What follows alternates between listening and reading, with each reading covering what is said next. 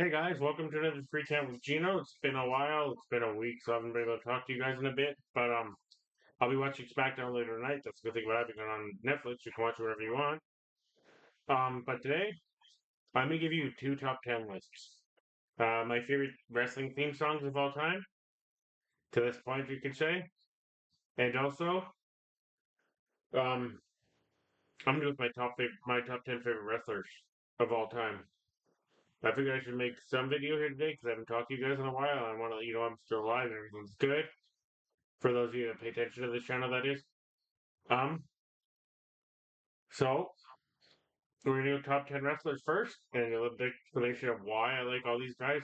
Some of them might be a little controversial because there's some that people probably never heard of before or even know outside of WWE. And there's one that's definitely be very controversial because people don't want to mention him anymore. There's a hint. All right, let's kick it off. Um, this one's weird right off the top. Number 10 for me, Mike Awesome.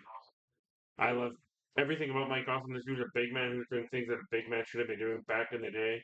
He had a great run in ECW, kind of went sideways in WCW when he left.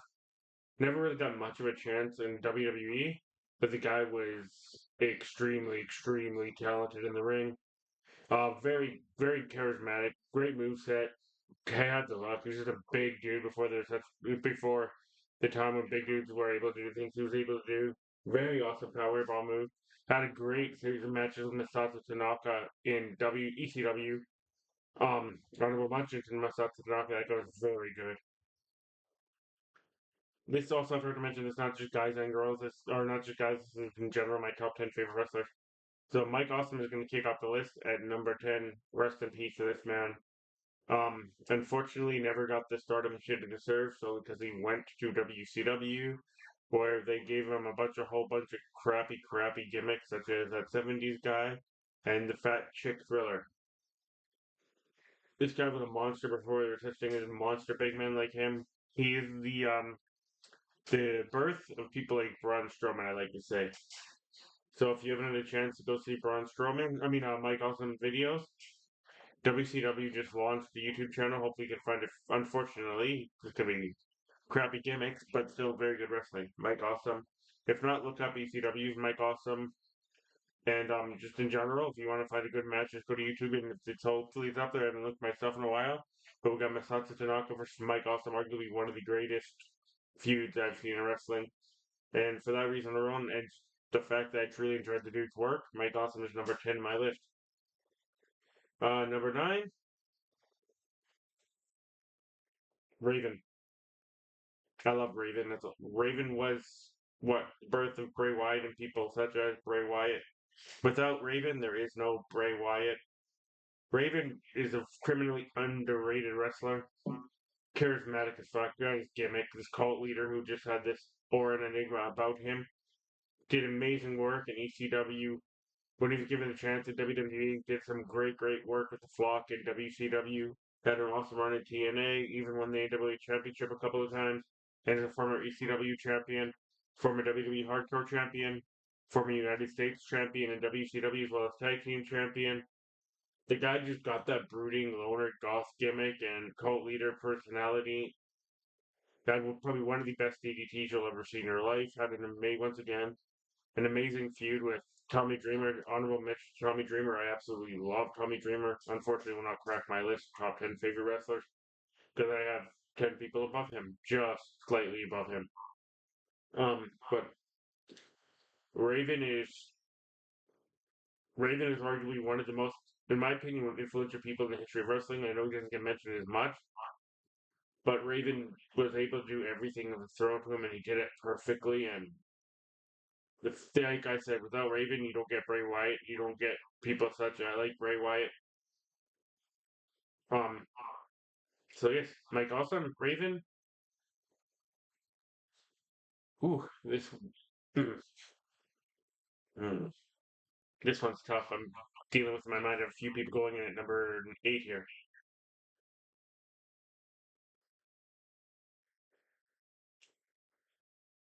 Mm.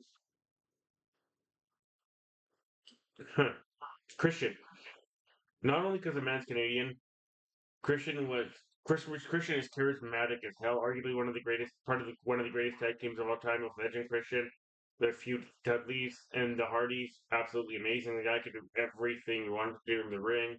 He could talk. He had sort of a look. He was that pretty blonde boy. He was cocky as fuck and arrogant and just was a look at his work he's doing in AEW right now. He's probably one of the bright spots of AEW right now, my personal opinion. Former TNA champion, former ECW champion. Um, he had a run with WWE, couple chances with the former WWE champion. I apologize, forgot about that. He had a great series with Randy Orton as well, great feud there. With our kind of concussion, unfortunately derailed his career for a little bit in WWE. He was forced to retire for a little bit. Had some great theme music with him. Him and Edge even had a great feud amongst themselves. But arguably one of the greatest feuds in the history of WWE, in my opinion, is the Hardy Boys versus Dudley Boys versus Edge and Christian. Absolutely, still show stealing matches every single time they were in the ring. The six of them together, they just had great minds for the business. You can tell Christian still does to this day, and he's actually helping the next generation as he has his patriarchy with Nick Wayne and Kip Sabian and Mother Wayne. Just this gimmick of how he celebrates people's dead. I can't laugh about it because I have a dead father. It makes me disturbed, but at the same time, um, Tony's even Tony's upset. Yeah, just everything about Christian. I would have ranked him higher, but I have seven.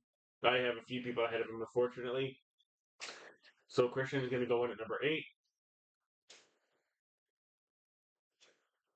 At number 7, this is probably might be a little bit controversial to people or shocking because she probably people thought I'd probably have her at number 10. Chris Stratus. I've met Trish Stratus, like I said, multiple times. And I'm just making her on this list because she's an incredibly talented woman. She had the look. She could talk, unlike most girls. She's athletic as fuck. Absolutely stunning. Great feud with Lita, Mickey James, Beth Phoenix, Melina, um, Victoria, Molly Holly, Jazz. You name it, she did it. She had an amazing match in her first match in a long time with Charlotte Flair. Just came back in a match with Tiffy. Had a title run with Becky Lynch and had an amazing series of matches with Becky Lynch. Even took Zoe Stark under her wing. You could tell this girl's just caring and giving. She's even continued her career now with Canada's Got Talent. And like I said multiple times, I've met her. She's one of the nicest human beings I've ever met in my life. And I'm not just saying that. I just say it. Unlike most people have that era and stature about them of being a celebrity and an athlete, she carries herself in just a great, humble, polite way. Maybe that's my interaction. Maybe other people have different ways, but the way I've met her, just she's a very, very nice human being. You can tell she cares for her fans and she cares for wrestling. She's given back to it numerous times, and she's able to actually keep herself in better shape and actually start training new generations with her yoga. So, but like I said, just great, great feuds with the likes of Mickey James, Lita. Her and Lita made history, being the first ever two women to main event Raw. Her feud with Mickey James that landed in that memorable spot at Mass WrestleMania and then comes back almost 15 years later. People don't forget us in the Rumble together. Um, so yeah, Trish Stratus is going 7. Some people probably have it reversed, or maybe have Christian higher, but number 6 for me. This one's tough. It's past, present, and future that I'm doing here for favorite wrestlers.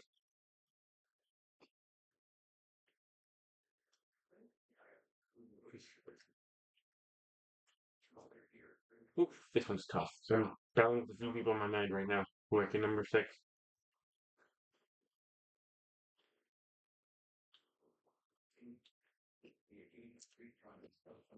Number 6 is number 6, Roxanne Perez. It took me a while and I had to think about it. That's why I was hesitating because I had a few names in my head. But number 6 for me is Roxanne Perez. This girl's completely transformed herself from being that sweet, bubbly baby face who had cringy promos and you didn't really want to have anything to deal with her in NXT, doing a complete 180 and being a psychopathic, obsessed, with everything about herself, girl in NXT who was arguably put on bangers with absolute anyone they put in the ring with, the greenest grass dog shit people at that point, like Lash Legend and Lella Vice were, to having absolute stunning matches with people like Cora Jade, um, Julia, Stefan Kerr, um, jo- J- Jordan Grace. Sorry, I couldn't think for a second there. Blair Davenport, who's now gone back to being Bree Priestley. She's gone toe to toe with Bailey, and if you've seen her elimination chamber, she was absolutely brilliant in that. And like I've said repeatedly on many occasions, she is the future of wrestling. I've been a fan of her for a long time. She's been training since she was 13 years old with Booker T as her mentor. She had a great run in reality wrestling. She was the first ever Ring of Honor Women's Champion with that made that title. Um, she was wrestling a teammate for a little bit. Both TNA and Ring of Honor dropped the ball because they decided not to hire her, and she ended up going to WWE and NXT. And at first, I was worried that they'd destroy her and not be make her this cookie cutter girl. But I also forgot to mention she had a great series of matches with Miko Satomura as well.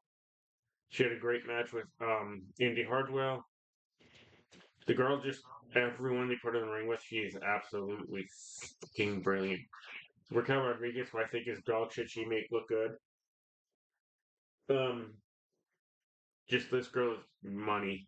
That's all I'm gonna say. And she's charismatic. You can tell she's got her confidence about her. She's brilliant, absolutely brilliant. She knows her character. She gets it. She's been main roster bound for a while, and she's finally there. I think her and Bailey gonna absolutely tear down the tear down the card on the weekend with the WrestleMania coming up in a month or so. She's got a match coming up with Jordan Grace at Roadblock on Tuesday, which is absolutely gonna probably be show stealing.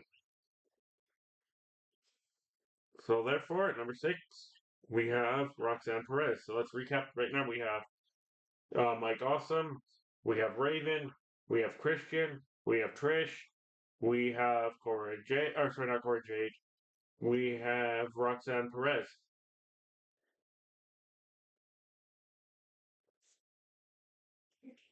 Ugh.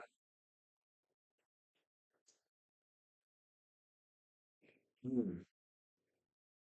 And number 5, and I don't like his current stuff because I just don't get it and I don't care for it. I think it's stupid. Uh,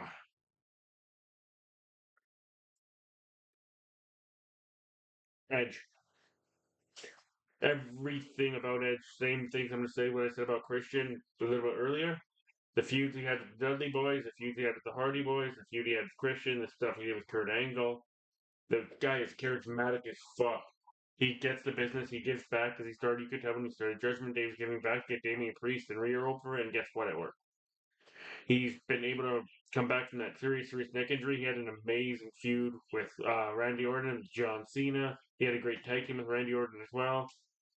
Um, he had that serious neck injury. He was able to recover from and rehabilitate himself. He had a nice little last run on Raw on WWE before he was decided to go otherwise and go to ECW and do whatever he's doing there, or AEW, sorry, and doing whatever he's doing there. I don't really get the Cope, rated R Cope, whatever he's called himself. I saw him probably wrestle one of my favorite matches I've seen in a long time. Ryan O'Reilly, or sorry, Kyle O'Reilly and Edge, or yeah, whatever you want to call him, Cope, rated R superstar, Adam Copeland, Edge. Um, in Vancouver recently, him and Kyle O'Reilly had an absolutely banger of a match when he was the international champion over the fuck that thing is. But yes, that was amazing. And Edge is given so much to wrestling. So much. You can carry truly you can truly cares about this business and they're trying to help as many people as he can. I had a brief encounter with him in Toronto when they were in SummerSlam there. Very nice human being as well. Um he had that cool little return spot at SummerSlam where he hit the spear in Toronto and everyone went nuts. But Edge deserves to be on everyone's favorite wrestlers list because the guy's incredible. He's damn near 50 years old. You jump off the only stupid thing I'll say is the dude's goddamn near over 50 years old. and was jumping off a steel cage and shattered both his legs trying to help Malachi Black get over. He had a great series of matches. Nice. A couple minutes left.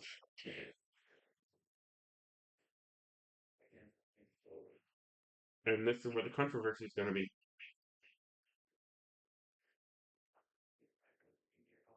And top four is probably where the controversy is going to be. Uh, number four for me, Scott Hall. Scott Hall was charismatic as fuck, amazing in the ring, had a great series of matches with Shawn Michaels, was able to do either babyface or heel, made that guy who was supposed to be an outlaw and a badass and a bad man, Razor Ramon, lovable by all the fans. Um, he made you believe he was actually Cuban and Latino when he's actually a white dude named Scott Hall. The man battled a lot of demons. He had innovative moves that people still to these days, like the Razor's Edge. He's an impact on a lot of people's careers in wrestling. I truly dug everything about him. He's just a cool guy who, like I said, dealt with a lot of demons, and unfortunately, in the end, they got a hold of him, and they re-emerged during COVID. He's earned his rightful spot in the Hall of Fame by himself and with the NWO, so he's a two-time Hall of Famer. Um, without the NWO, without Scott Hall, there was no NWO. He defected. He got Kevin Nash to go over, and therefore the NWO was born. He impacted wrestling in so many different ways. People still talk about him to this day. Memories are gone. Good guys, bad guys don't last. Good guys do. So sorry, whatever that quote was, I completely forgot. I butchered it right there. But Scott Hall is he had a great run as an Intercontinental Champion. Nice run as the United States and Tag Team Champion in WCW. Unfortunately, they couldn't ever put the strap to him to give him the title because there was too many concerns outside the ring with his personal life. But in general, Scott Hall is arguably one of the most talented human beings that's ever seen wrestling's ever seen. And unfortunately, he dealt with a lot of demons, and it cost him. Ooh. So let's recap again to remind myself as well. Mike Awesome, Christian, Raven, Trish Stratus, Roxanne Perez, Edge, Scott Hall. Let's do that again. So Mike Awesome, Raven, Christian, Trish Stratus. That's 1, 2, 3, 4. Corey Jade was 6. Edge was 5. Scott Hall's 4. I do want to keep these 3. There might be a tie for 1. I'll be right back, guys. I'm gonna think about this. I gotta let my dog out. I'll be right back.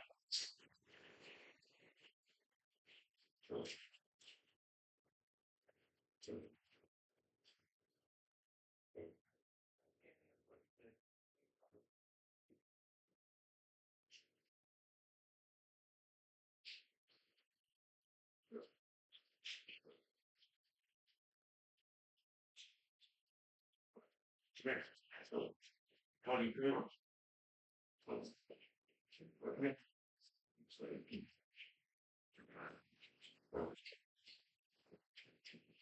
Just cranking it. We'll pay attention right now.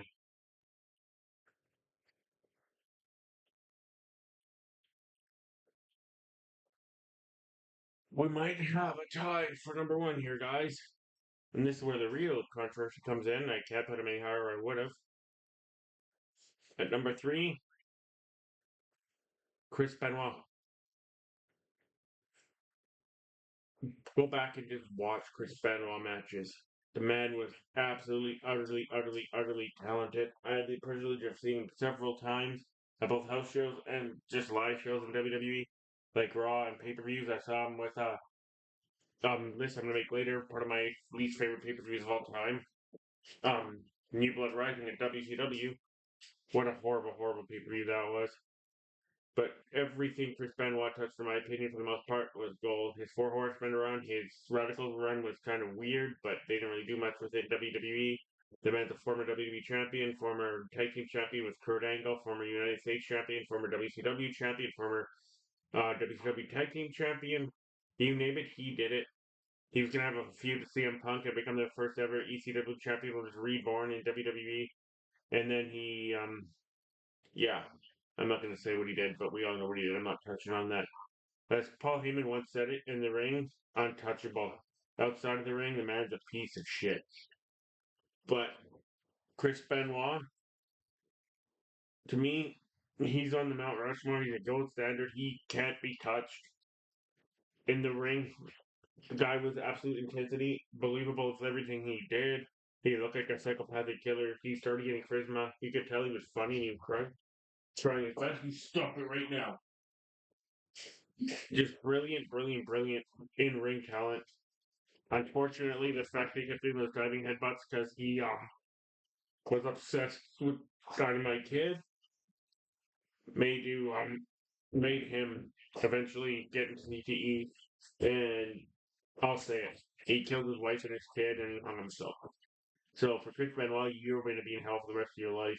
Your legacy amongst wrestling fans will live on. There's a petition for people starting a Chris Benoit to the Hall of Fame. Fuck no, that will never, ever, ever, ever happen. I wish it could have, but it has him being an absolute piece of shit human being, not a goddamn chance that man should be near the Hall of Fame.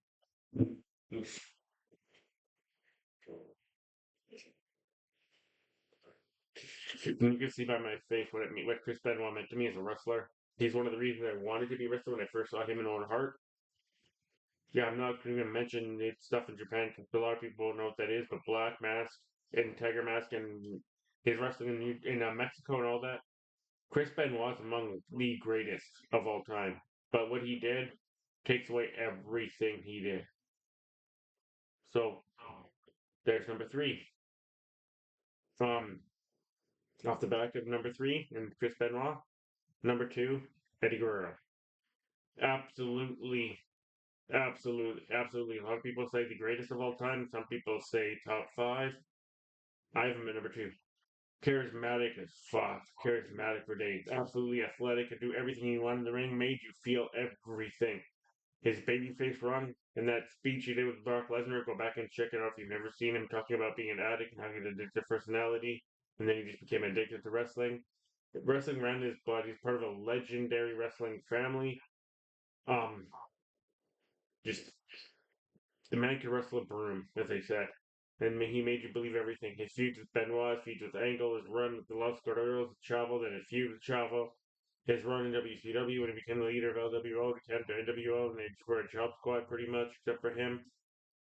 The fact that WCW had no idea what they had with him, they just said he was too small, too vanilla. They were never going to make money with him. Just absolutely stupid, in my opinion. The guy could talk you into building and make you believe everything he said. His feud with Rey Mysterio over the custody of Dominic, who is now paying tribute to Eddie. If you guys have not seen that with the mullet and the mustache, um, or as Braun Breaker called it, the Dirty Sanchez. Just Eddie's just gone way too soon. Unfortunate, he did have demons himself, but he was able to battle them and find his way back to Christ. Um, but Eddie was, yeah, Eddie left us way too soon. He had so much more to do in wrestling. I can imagine him right now training the new generation. Imagine people like Eddie Guerrero in the ring. Still. His daughter's actually going to be a wrestler, so that's cool that legacy gets kept long. His other daughter tried and was not as successful. But um I remember the day Eddie died. My parents found me outside my house crying because I didn't want to believe he was gone. My dad was a wrestling fan too. I just looked at him, I'm like, we lost Eddie. He's like, what? I was like, Eddie's gone. And he's like, oh shit. Eddie made you feel. As you can see right now by my eyes, Eddie actually made you feel what he did. He sucked you in. He made you believe everything. Everything. He made you feel his pain. He made you feel his joy.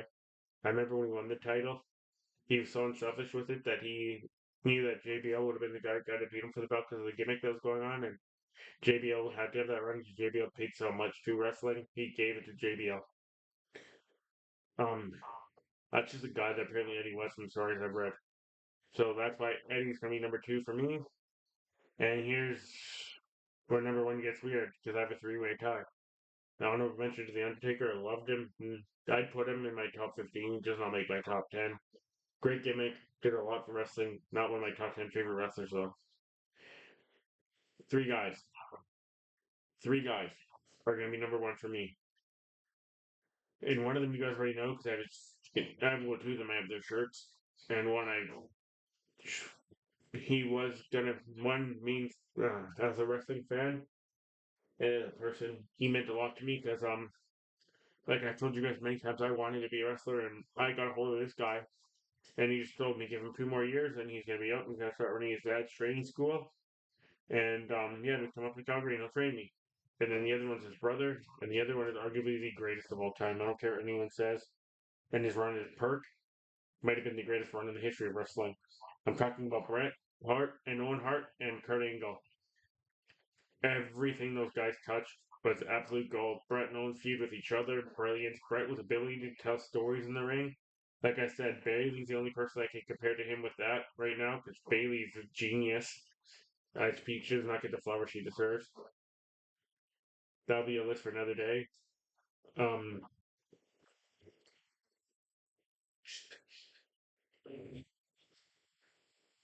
Bret Hart met. I've met Bret as well a long, long time ago, and I met him recently as well. He does carry a lot of bitterness towards wrestling, and personally, I don't blame him. It killed his brother and ended his career because of Bill Goldberg. Fuck Bill Goldberg. But other than that, just he saw my shirt. I see the shirt I have that. I just gave a giant smile on his face. Like, that might be my favorite, coolest shirt I've seen of me. He's like pro wrestling tees. Yep, pro wrestling tees. So sure, pro wrestling tees. Um, he told us a lot of cool stories when I met him that day. There's meet and greet. Amazing, amazing wrestler. Had a great feud with Shawn Michaels. Had a great feud with Undertaker. He had a great feud with Psycho Sid. He unfortunately got fucked over by that piece of shit Terry Bollea, aka Hulk Hogan.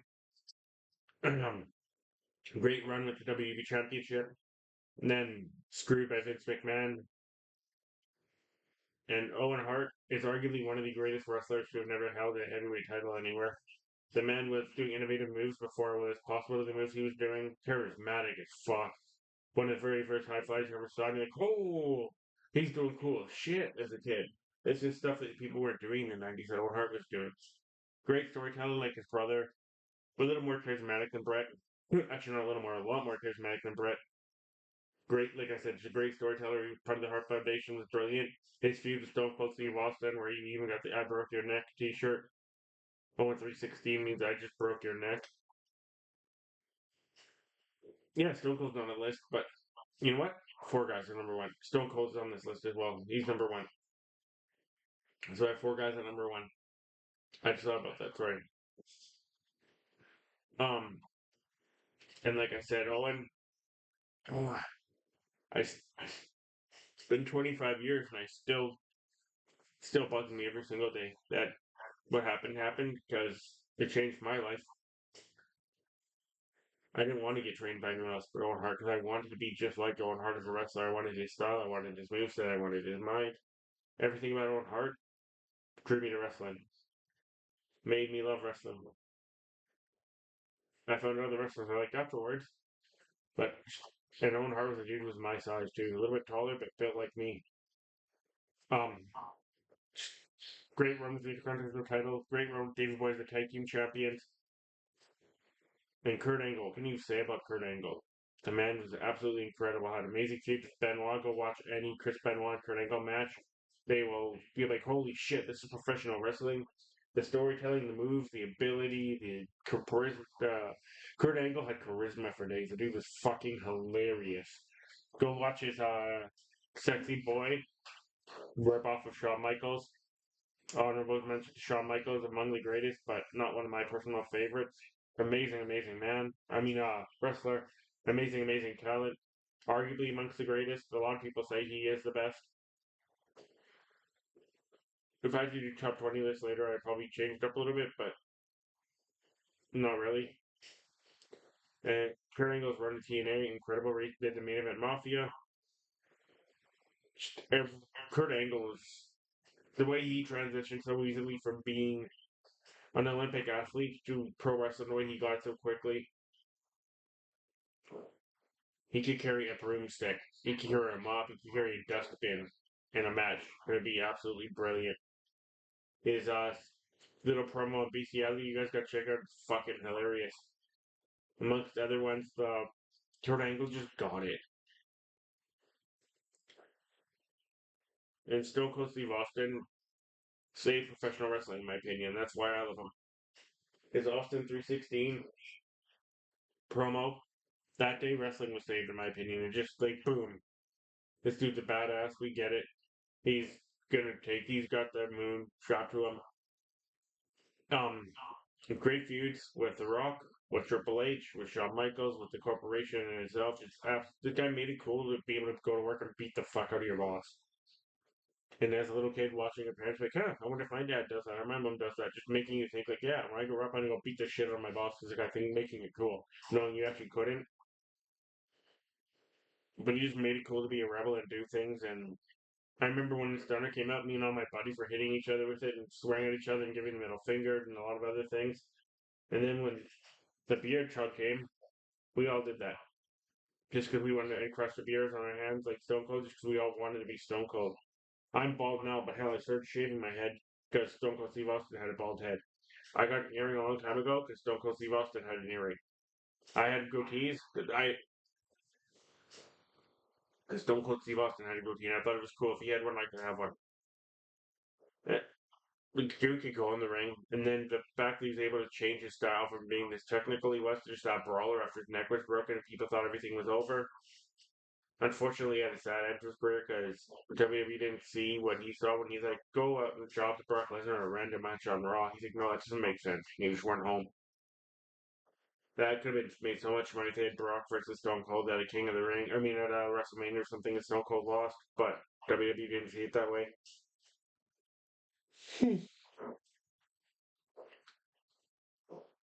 But there's my top 10 favorite wrestlers of all time. And now let's go to top 10 favorite theme songs of all time.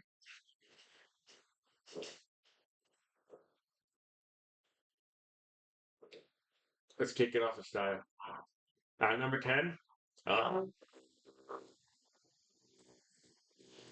what a rush. Legion of Doom. And the reason why, when you hit that little kid and the guitar and everything that came behind it, you're like, oh, something badass is coming down the ring, and they're coming down the ring to kick your ass. And I mean, Animal and Hawk were the personification of ass kicking. Those guys were terrifying. Like, you saw these dudes come out with motorcycle helmets or face masks on and spike pads and face paint. They were terrifying as children.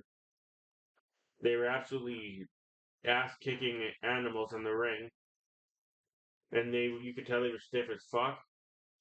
But that theme song, like as soon as it hit, you're like, okay, something cool is about to happen, something dangerous, and it did. Um, number 9, here comes the axe, here comes the smash, blocking demolition, here to destroy you. Bam, bam, bam, bam, bam. And same reason as Legion of Doom, these guys were just badass ass kickers who were just a little bit more talented in the ring than Legion of Doom. They had a bit more better moves and ability to move in the ring. But the once again, they had the face paint on, the face mask. Just when that music hit once again, they're like, okay, some other stuff. Some other badasses are about to hit the ring. And we're about to see some fun. And yeah, just that thing just set the set the thing for what's about to happen. And yeah, there's everything really really cool about that. Maybe same reasons I like the Legion of Doom theme song is the same reasons I love the Demolition theme song. Number 8. Hmm. You know what?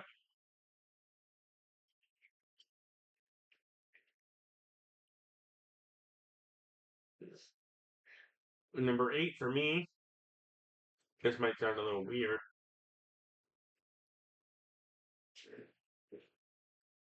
Whew. I like the Rocker theme song. We're just high energy, like they were high energy in the ring. Go back and listen to it. Just like a fast paced, like techno type of thing. It kind of shows you that you're in for something that was intense, something that was high fly. gonna be like off the wall, high flying, lots of energy, crazy things are about to happen. And the Rockers, like Owen Hart before them, were doing a lot of crazy shit in the ring that people didn't see. A lot of crazy, they invented a lot of crazy double team moves. And yeah, so number 8 for me, for that reason alone, the Rockers. Number 7 for me, down since day one ish. Oos, the Usos. I loved it. Made you. They've had so many different ones, but the one down since day one ish. I'm a fan. Who's been down since day one ish. Those guys have been down with wrestling since day one. Tony, almost done. Um, everything about it. They brought out the personalities in the song. They're just high energy, high loving, fun guys, and this is a high energy, high loving, fun song. Brilliant. That was number. So let's recap. We got the Rockers. We got Demolition. We got LOD. We got the Usos. That's number 6. Number 5.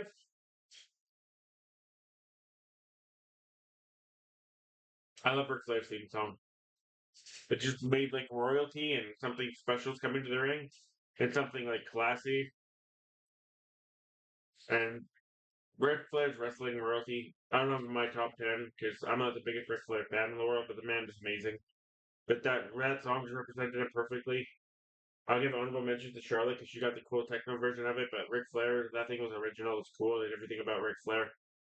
Um, so we got Demolition, we got LOD, we got the Rockers.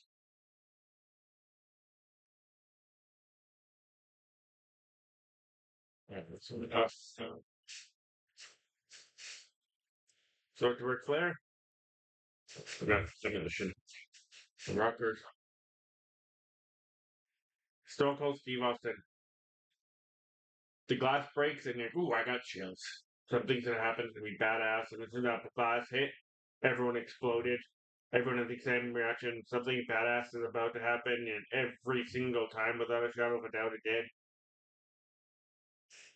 I also forgot to mention the Stone Cold thing. He had a great heel run. We brought his comedic side for a little bit when he joined Vince. Brilliant as well. And then his commissioner, they were all absolutely brilliant when I said top 10 favorite wrestlers. It's sad when his career ended. Um, if you smell the Rock is cooking. All his versions of a theme song, I love every single one of them. Just so electrifying the minute it hit, just like it is electrifying in the ring. It got charismatic. It's charismatic as shit. The guitar riff. Um, what else can you say? That song represents the Rock so well. So we got LOD, we got Demolition, we got the Rockers, we got the Rock, we got Stone Cold, we got Ric Flair. Bow down to the, bow down to the king. The King of Kings theme song by Triple H. I have it on my playlist workouts and it just pumps me up. It represents Triple H better than any other theme song he has because he is the King of Kings. And right now he's the King of Wrestling because he's doing everything perfectly. My time is now John Cena's number 2. And I can't wait for the Dr. Thug and Mike's version to come out again. That song was just so hyper, so over the top, just everything about it. The fact that he did it himself and he represented John perfectly. And number 1, of course, I hear voices in my head. They talk to me. They tell me things. They tell me what I'll do to you. They talk to me. Randy Orton voices is my favorite theme song of all time. It was Psychotic Randy and still with him to this day. It's absolutely brilliant. Tells you everything you need to know about Randy. And for me, just a great song. A great theme song, I should say. Alright, guys. I hope you enjoy the list. I'll leave a comment below with what you think. And I'll talk to you tomorrow after I watch SmackDown. Alright, bye.